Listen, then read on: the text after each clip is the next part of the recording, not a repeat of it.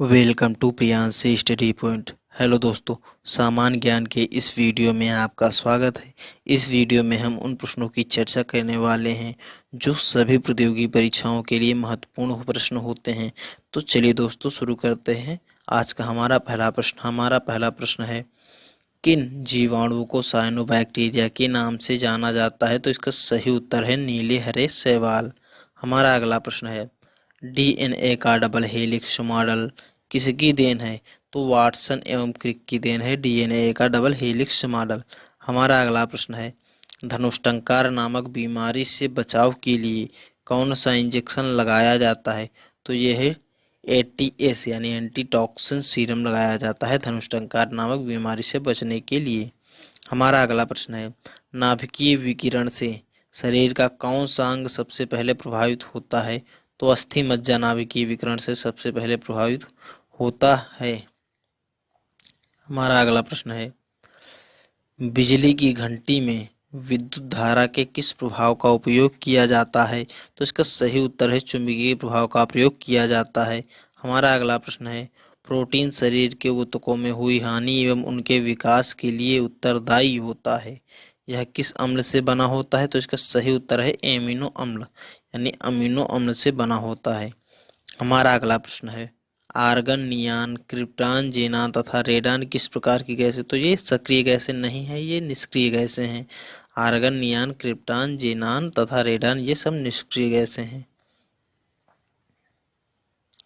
हमारा अगला प्रश्न है, दो समतल दर्पण परस्पर 60 डिग्री के झुकाव पर रखे हैं। यदि उनके बीच कोई वस्तु रख दी जाए तो उसके कितने प्रतिबिंब बनेंगे? तो उसके 5 प्रतिबिंब बनेंगे। हमारा अगला प्रश्न है, भारत में भारी जल यानी हैवी वाटर का उत्पादन कहाँ कहाँ होता है?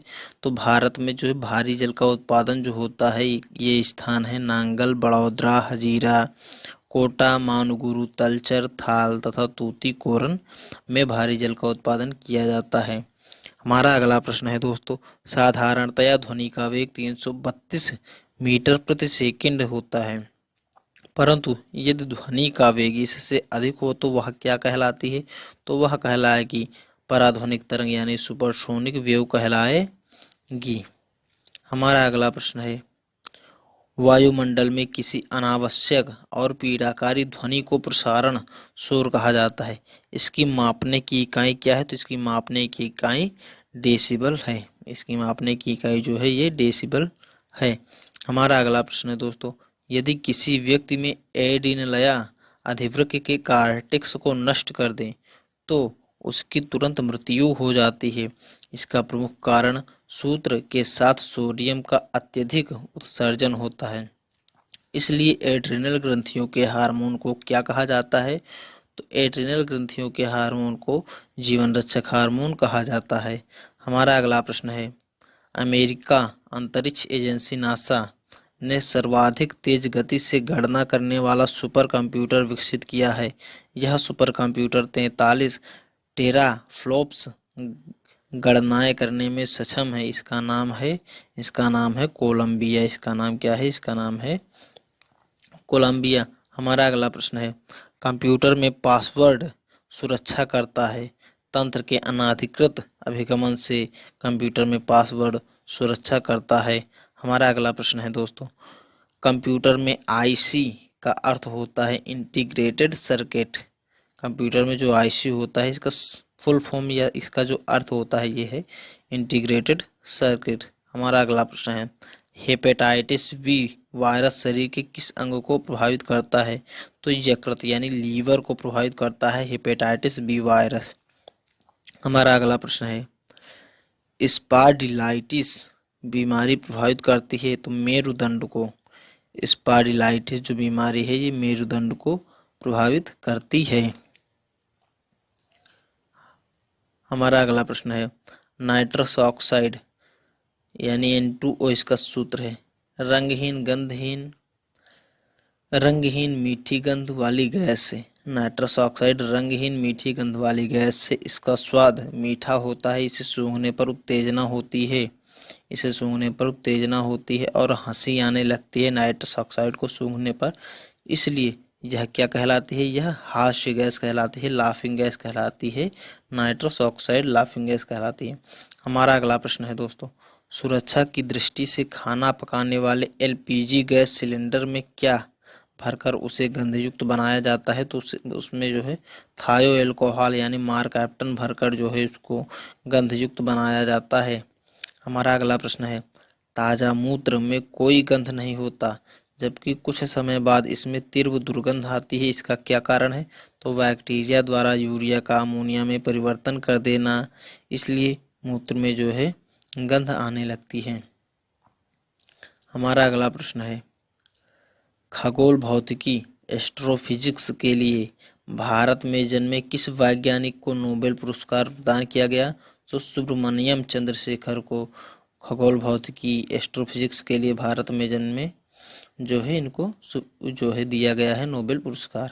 हमारा अगला प्रश्न है, उत्तेजित भीड़ को तितर बितर करने में पुलिस द्वारा प्रयोग की जाने वाली आंसू गैस क्या होती है? तो वो होती है अमोनिया। हमारा अगला प्रश्न है, कंप्यूटर शब्दकोश में सीडी कंप्यूटर शब्दकोश में सीडी अक्षरों का प्रयोग किसके लिए किया जाता है? तो कॉम्पैक्ट डिस्क के लिए कंप्यूटर शब्दकोश में सीडी का प्रयोग किया जाता है। हमारा अगला प्रश्न है दोस्तों, शरीर में जल के नियंत्रण की क्रिया ऑस्मोरेगुलेशन कहलाती है, इस क्रिया को कौन सा अंग कहलाता है? ये वो किडनी कहलाती है। यानी शरीर में जल के नियंत्रण की क्रिया ऑस्मोरेगुलेशन कहलाती है, इस क्रिया को कौन सा अंग करता है या कहलाता है? ये वृक्क यानी किडनी। हमारा अगला प्रश्न है, शीतल पेयों, अचार एवं मुरब्बों के परिरक्षण के लिए किस रसायन का उपयोग किया जाता है? तो इसका सही उत्तर है सोडियम बेंजोएट। हमारा अगला प्रश्न है, चट्टानों की आयु ज्ञात करने के लिए रेडियो सक्रिय आयु मापन में किस समस्थानिक का उपयोग किया जाता है? तो यूरेनियम का उपयोग किया जाता है। हमारा अगला प्रश्न है, डॉक्टर होमी जहांगीर भाभा का नाम विज्ञान के किस क्षेत्र से संबंध है? तो इसका सही उत्तर है परमाणु से संबंध है। हमारा अगला प्रश्न है, आवर्त सारणी यानी पीरियोडिक टेबल में निष्क्रिय गैसों को किस समूह में रखा गया है? तो इसका सही उत्तर है शून्य वर्ग में रखा गया है निष्क्रिय गैसों को। हमारा अगला प्रश्न है, किस रोग से पीड़ित व्यक्ति प्रायः सैकरीन का प्रयोग करते हैं? तो मधुमेह से पीड़ित व्यक्ति जो है ये सैकरीन का प्रयोग करते हैं।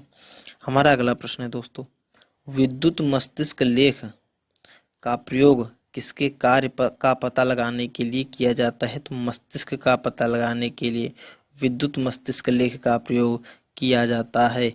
हमारा अगला प्रश्न है दोस्तों, खेतों की उपजाऊ मिट्टी वायु द्वारा उड़ाकर अथवा वर्षा के जल में बहकर किसी स्थान विशेष से हटकर अन्य स्थानों पर चली जाती है, यह घटना क्या कहलाती है? तो यह घटना भूमि अपरदन कहलाती है। आई होप दोस्तों ये वीडियो आपको पसंद आया होगा। अगर वीडियो आपको पसंद आया है तो लाइक कीजिए, अगर आप हमारे चैनल पर नए हैं तो सब्सक्राइब कीजिए।